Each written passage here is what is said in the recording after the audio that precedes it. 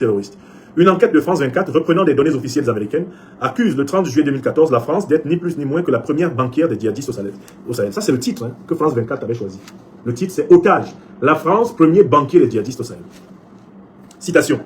Alors que les gouvernements européens nient verser les rançons pour libérer les ressources.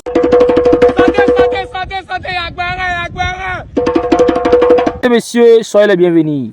Aujourd'hui, on se retrouve encore pour une nouvelle vidéo. Tout est gâté actuellement sur la toile. Tout est bouleversé. Je vous laisse regarder la vidéo et donner vos avis en commentaire. Nous disent-ils, il n'y a pas besoin de rencontrer le petit ministre des Affaires étrangères de Macron. Puisque Macron lui-même obéit à Trump. Donc l'ambassadeur des États-Unis en France, lui-même, n'obéit qu'à Trump. Il n'obéit pas à Macron. Il sait que Macron est un subalterne de Trump.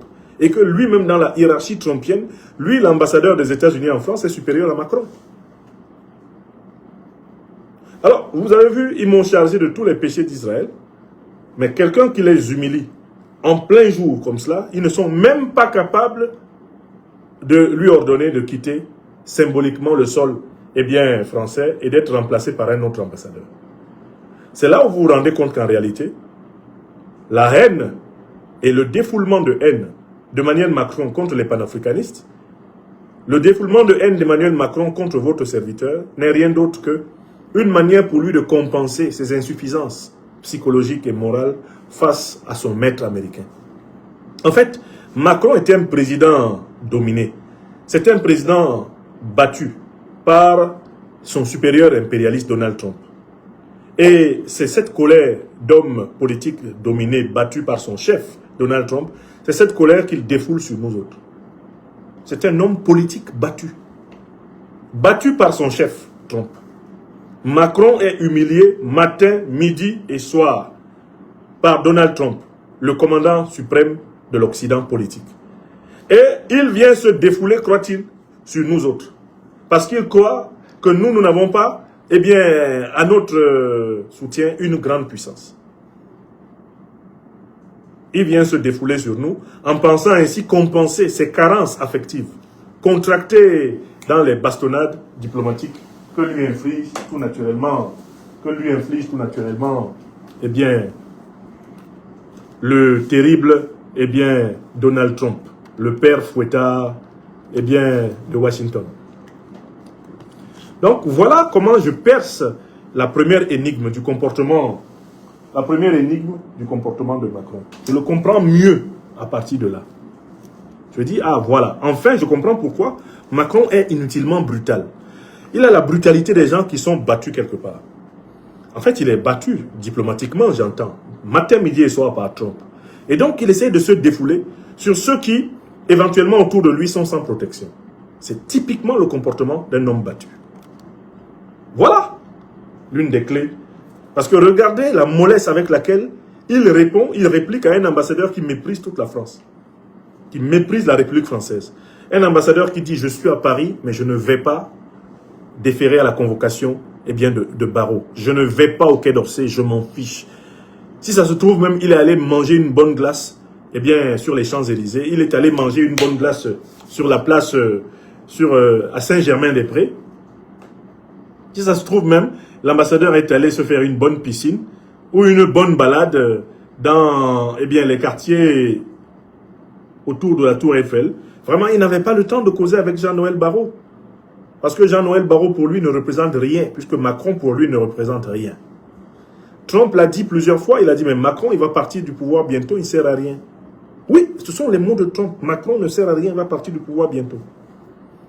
Donc, comme on dit chez nous en Afrique, c'est sur nous que Macron croit qu'il peut bander ses muscles. Ce qu'il ne sait pas, c'est que l'Afrique ne sera plus jamais une colonie française et que lui, Macron, est le dernier président français à avoir osé infliger des sanctions aux Africains.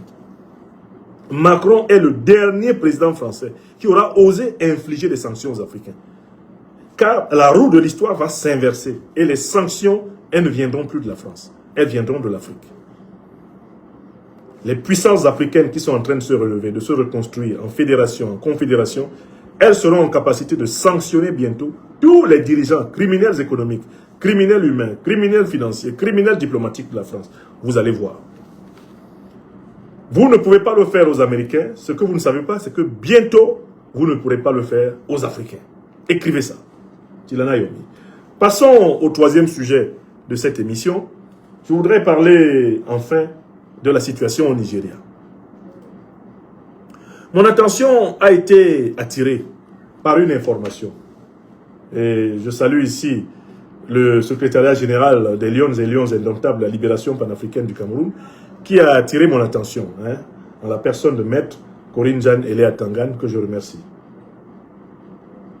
Le Nigeria vient de payer des dizaines de millions de dollars sous forme de rançon pour libérer 230 enfants et enseignants qui avaient été pris en otage par les groupes terroristes.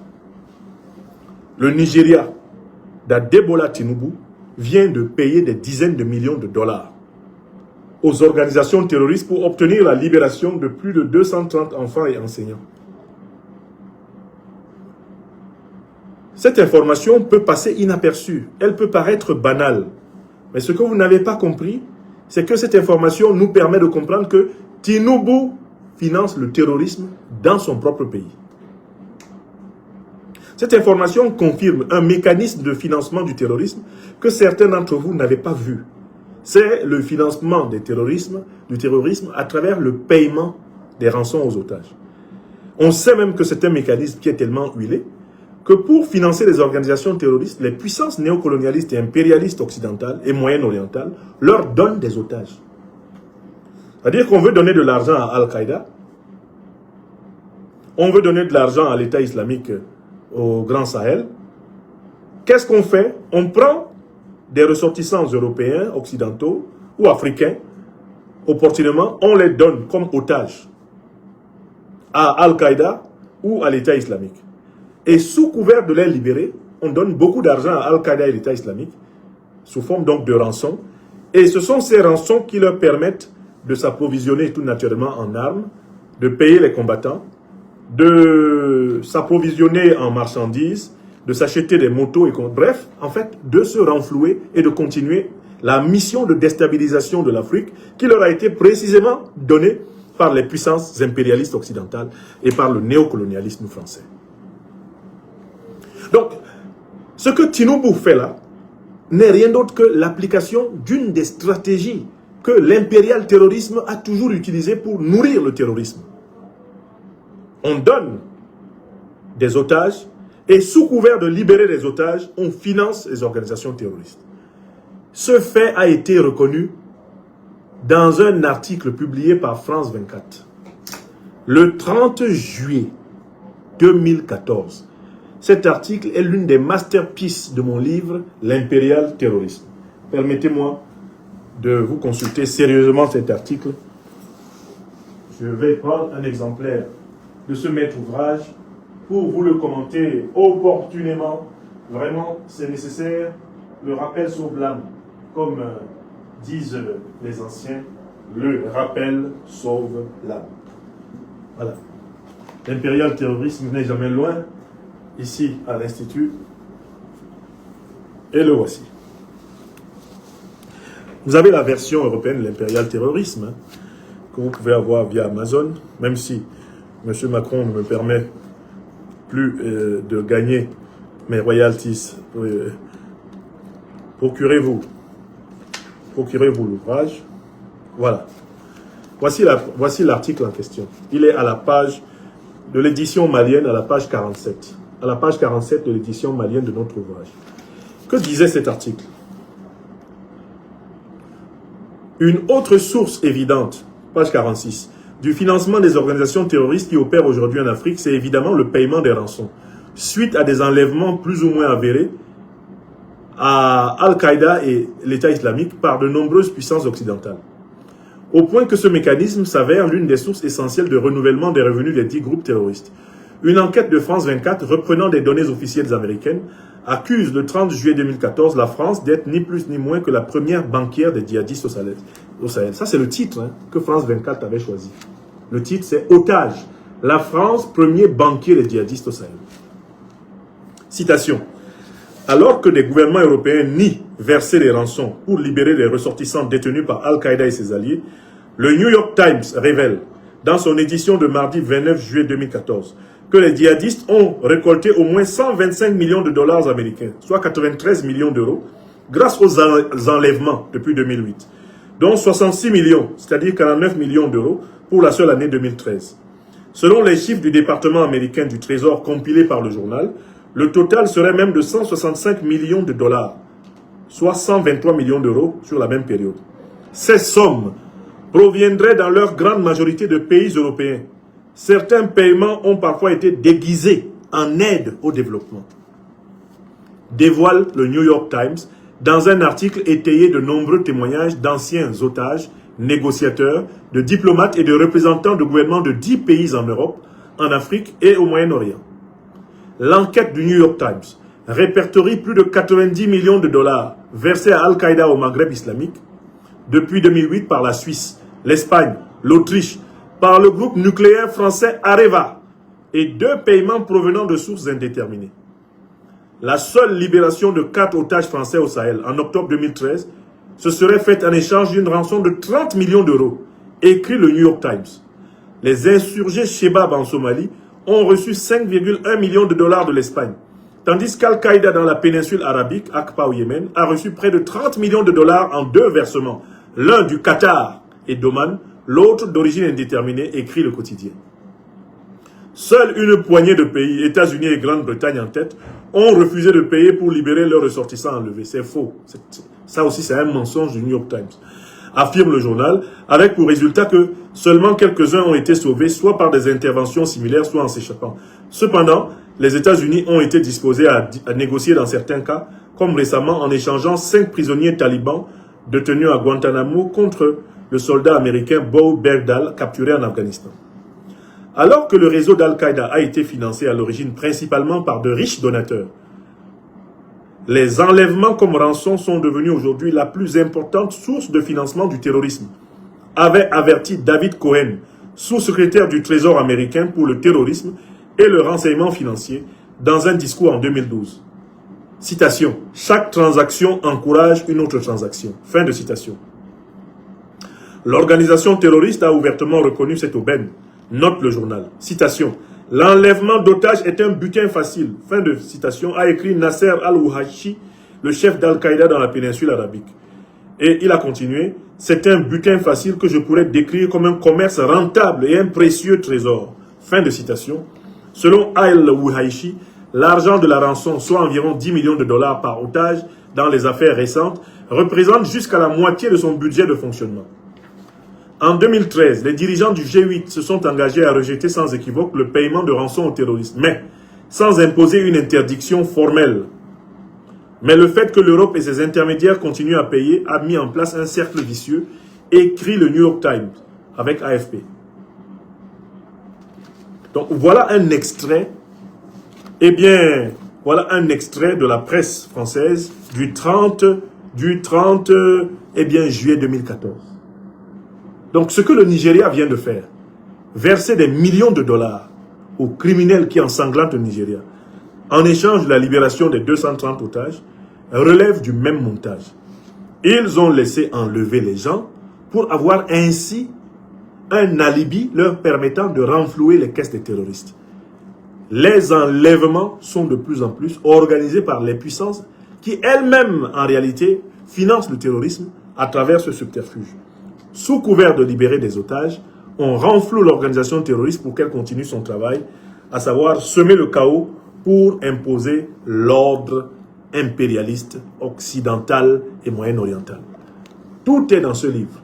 Le livre phare, de l'année 2025, le livre géopolitique majeur, que je me réjouis de retrouver maintenant dans toutes les bibliothèques stratégiques essentielles du continent. Le voici, l'impérial terrorisme. Ça, c'est l'édition malienne, l'édition ouest-africaine du livre. Vous avez une édition du livre sur Amazon qui est plutôt d'une couverture jaune, noir et blanc.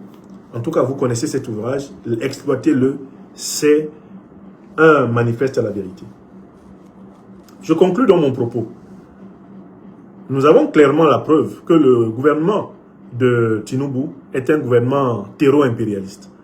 Nous avons la confirmation à travers ce financement des groupes terroristes par le régime nigérian, que ce régime marche dans les pas des puissances impériales terroristes de l'OTAN qui ont saccagé la Libye en 2011, qui ont armé Al-Qaïda et l'État islamique pour saccager le Sahel et qui organisent actuellement l'invasion du Golfe de Guinée. Ce sont ces mêmes puissances qui ont armé le Rwanda et l'Ouganda pour dépecer la République démocratique du Congo afin d'imposer un accord criminel, un accord extrêmement inique, un accord scandaleux d'exploitation impérialiste des richesses du Congo, comme celui que Donald Trump a fait signer à une ministre des Affaires étrangères de Félix Tshisekedi, inutilement souriante. C'est ce système qu'ils sont en train de tout faire pour imposer au Mozambique, où ils ont envoyé des groupes terroristes attaquer la région de Cabo Delgado afin d'imposer Total, Exxon, etc. sur le pétrole et le gaz de ce pays. C'est cette méthode qu'ils veulent utiliser contre l'Afrique du Sud. C'est cette méthode qu'ils utilisent au Bénin, au Togo, au Cameroun, au Nigeria, au Tchad. Ils mettent tous nos pays à feu et à sang pour imposer aux dirigeants de ces pays d'accepter leur droit de pillage, leur droit de péage, leur droit d'extraction, de prélèvement ad vitam aeternam sur les richesses stratégiques de notre continent. C'est cela que nous avons refusé. Nous refusons de nous soumettre à ce projet de recolonisation du continent africain. Nous refusons de nous soumettre au plan de l'OTAN. Nous refusons de nous soumettre au plan du néocolonialisme français. Nous refusons de nous soumettre au plan des dirigeants vassaux, accroupis, rampant sous les néocolonialistes français, sous les impérialistes occidentaux et moyen-orientaux. Nous refusons cela parce que nous affirmons que l'Afrique a le droit, elle a le droit souverain de vivre libre, prospère et digne. Car le Tout-Puissant lui a donné ce qu'il n'a donné à aucune autre terre. Il lui a donné une abondance naturelle de ressources pour la bonne vie. Et il est hors de question que l'Afrique en soit réduite à mendier ce qu'elle possède elle-même. Le combat donc de l'Alliance des États du Sahel, le combat des panafricanistes et des souverainistes doit être en cela même conforté, consolidé. Il n'y a pas d'autre chemin que de se battre pour déloger toutes les troupes néocolonialistes et impérialistes du sol africain. Il n'y a pas d'autre chemin que de se battre pour que la monnaie néocolonialiste du franc CFA soit supprimée dans la quinzaine de pays africains qu'elle vole, qu'elle pille encore. Il n'y a pas d'autre chemin que de se battre pour que les peuples africains choisissent librement leurs propres dirigeants. Il n'y a pas d'autre chemin que de se battre pour que nos langues, notre civilisation multimillénaire redevienne la source d'inspiration principale de nos institutions. Ainsi soit-il, ainsi soit-il, ainsi soit-il. Bonsoir à toutes et à tous. Je m'excuse encore. Une attaque de conjonctivite m'a rendu les yeux particulièrement rouges. Mais tout cela fait partie des bobos du temps. Et tout cela passe. Votre serviteur est bon pour le combat. Merci d'avoir partagé massivement ceci.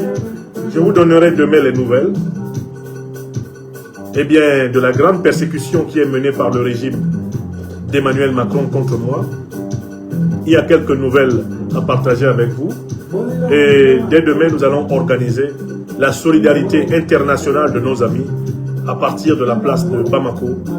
Nous allons l'organiser d'une manière qui soit la réponse à Emmanuel Macron et à l'ensemble des néocolonialistes français qui ne veulent toujours pas comprendre que l'Afrique peut vivre digne, souveraine et prospère sans la France.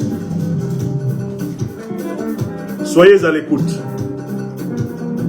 Une grande initiative de solidarité vous sera proposée dans les prochaines heures à partir de notre position ici à Bamako, au Mali.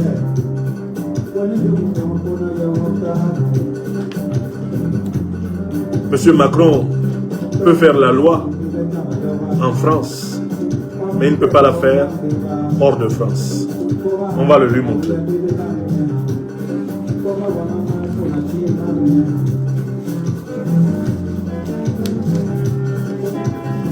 Et Il a à peine 1 an et 4 mois au pouvoir, Emmanuel Macron. Il sera bientôt un ancien président.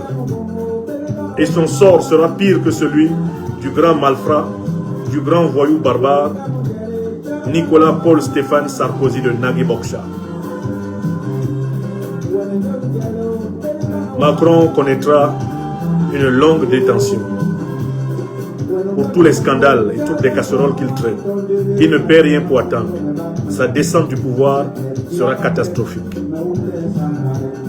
Le karma est impitoyable envers les méchants en cette ère du Verseau.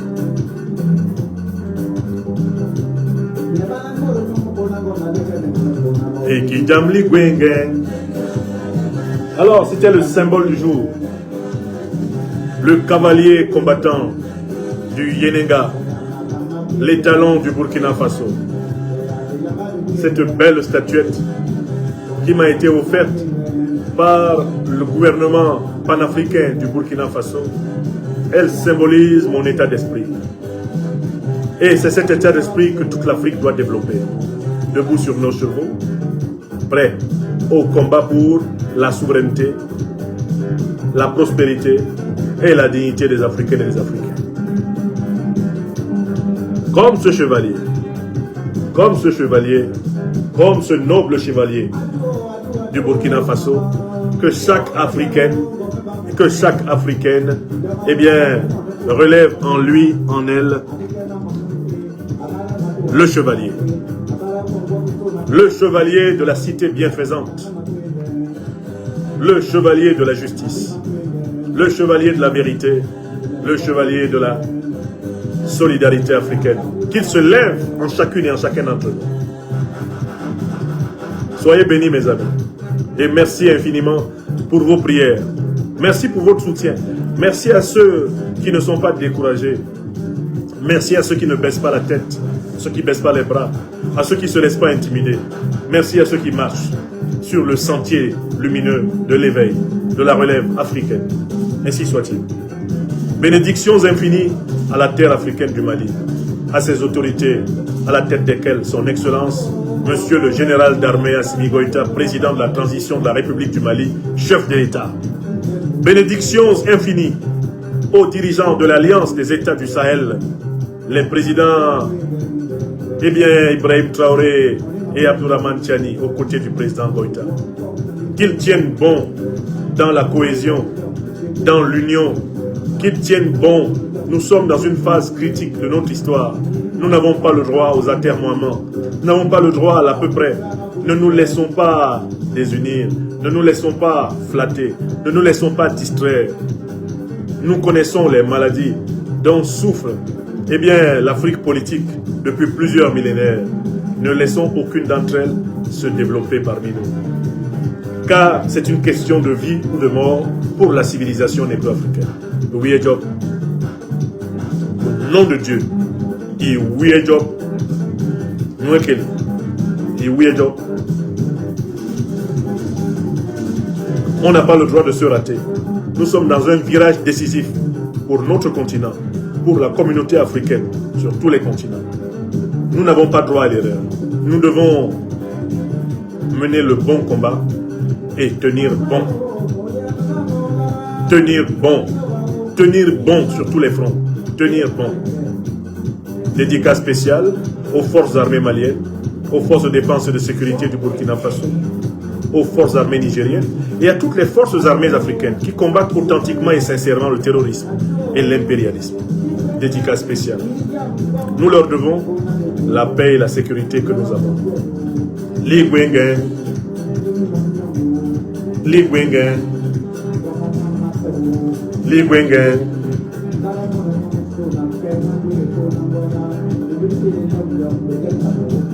Iki jam li Gwengen.